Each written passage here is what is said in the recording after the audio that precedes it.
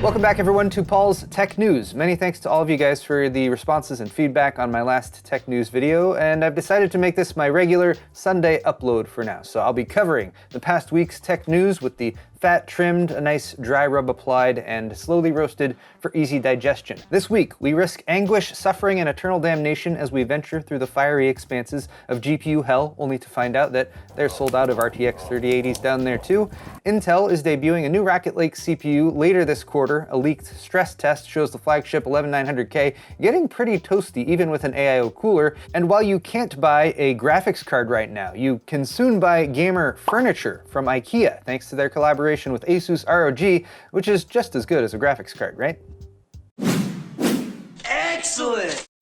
If you need next-gen storage, the ADATA XPG GAMX S70 is an SSD that actually uses PCIe Gen 4 bandwidth, hitting read speeds up to 7,400 megabytes per second and write speeds up to 6,400 megabytes per second. It's an M.2 SSD equipped with XPG's proprietary aluminum heat spreader designed for increased surface area and airflow. The S70 comes in capacities up to 2 terabytes, supports NVMe 1.4, and features dynamic SLC caching with a DRAM cache buffer. It's backed by a 5-year warranty too, so click the sponsor link in the description for more. If this screenshot posted on Chip Hell is to be believed, Intel's upcoming flagship 8-core i9-11900KF CPU warmed up to a toasty 98 degrees Celsius after a 30-minute IDA64 stress test while pulling 250 watts according to the package power reading. This is also with a 360mm AIO liquid cooler, meaning that even with 8 cores instead of 10, the 11900K might be a very hot chip to keep cool. Of course, there are caveats like this is a stress test that isn't very representative of real-world usage, and there's probably an overclock going on by way of extending the PL2 time duration, which is usually 56 seconds, not half an hour. But the chip is running at 4.8 gigahertz across all cores, which is stock for the 11900K, and the leaker said that IDA64 voltage reading was 1.325, which is reasonable. As with all leaks of this type, apply your usual highest levels of skepticism to this information, and while some might ask if they should be thinking about 480mm AIOs or other means of overkill cooling for the new Rocket Lake CPUs, I'm mostly wondering if anyone will even care about them at all if there are no GPUs to buy to build new PCs with. Speaking of a lack of GPUs, join me, mortals, as we now descend into the steamy and uncomfortably moist depths of GPU Hell 2021. Here in this add-in card Abaddon, the cursed roam a desolate wasteland, constantly tormented by ads for $500 RTX 3070s that vanish into nothingness, and reviews for Radeon RX 6800 XTs that the reviewer really liked and recommends you buy. And I know what you're thinking. I don't like this place, Paul. I don't like it. Why are we in GPU Hell? Can we leave? Please, let this be a one-off segment. No! This is GPU Hell. This segment will probably be back. And honestly, things are just getting worse because hell sucks. Case in point, while you have been curled up in a fetal position at home trying to cope, scalpers have sold more than 50,000 Nvidia RTX 3000 GPUs through eBay and the resale site StockX. A data engineer from Chicago named Michael Driscoll set up a script to scrape and track sales on eBay and StockX, and on Tuesday he published data showing that since December, eBay sales have jumped from around 15,000 cards sold to just shy of 40,000, and 10,000 GPU sales were added from the StockX scrapes as well, with a big jump in the weeks following Christmas, showing that a lot of gamers who were maybe a little disappointed on Christmas morning decided to just bite the bullet and buy a card on the secondary market in the weeks following. The RTX 3080 and 3060 have been selling at close to 200% of their MSRP, according to this chart, resulting in $61.5 million in tracked sales across all the 3000 series GPUs and an estimated profit of $15.2 million for those shady scalpers. My advice is still to hold out for prices to come back down as more GPUs are produced, but if you want to pull some useful information from this story and you really are desperate for a graphics card, it's probably that the RTX 3070 is the least overpriced of the GPUs listed, relatively speaking. That's the red line right here. It's only selling with about a 160% markup on average, putting it in the $800 range. My advice might be a little hard to follow though, since we've also learned this week that GPU prices could be going up even more due to anticipated VRAM price hikes. Chinese website MyDrivers reports that both the slower GDDR6 VRAM and the faster GDDR6X memory that's used in all the latest GPUs from AMD and Nvidia will go up in price due to high demand and limited availability, an increase that's expected to take place after February 12th when the Chinese New Year ends.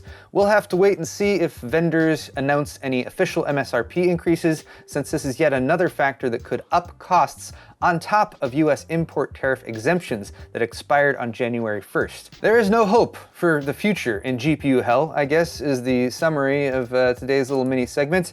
And if you want to take a look at what's going on right now, I would like to report that Newegg has a screaming deal going on. As Ryan Smith from AnandTech points out, Newegg was selling a new Radeon RX 580 for $399. And that's not a third-party reseller on Newegg, that's sold by Newegg directly. I guess I can kind of understand these newest graphics cards going for double MSRP or more, but an RX 580 debuted for $200 or $230 for the 4 or 8 gig version respectively in April 2017.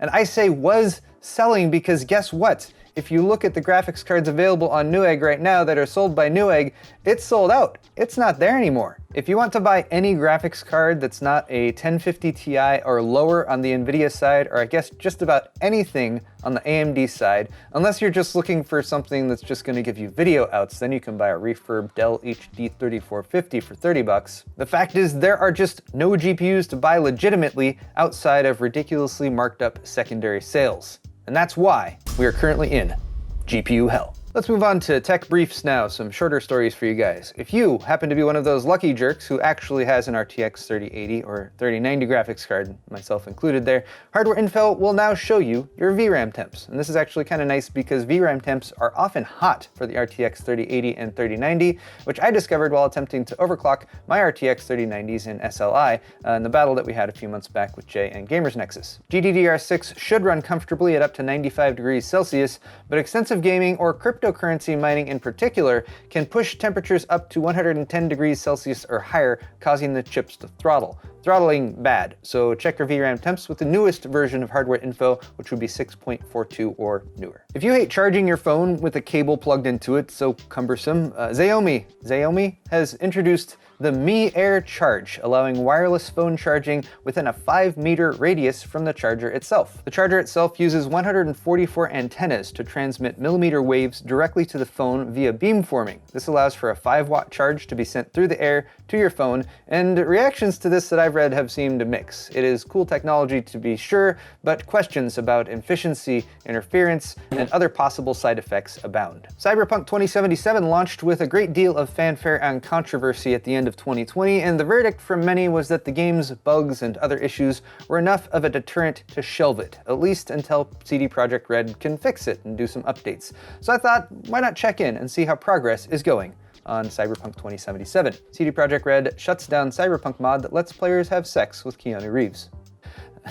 So as expected, a modder has made it so that you can swap Keanu's Johnny Silverhand character skin onto a sex bot, and then you can have sex with it. That makes sense to me, but what doesn't make sense is why they'd ban it. It sounds like a truly breathtaking update. We'll have to wait for the official patch from CDPR, I guess. And finally, IKEA and ASUS ROG have co-designed gamer furniture, which I'm sure you all want, and in true PC gaming fashion, pictures were leaked before the official reveal, which was January 29th.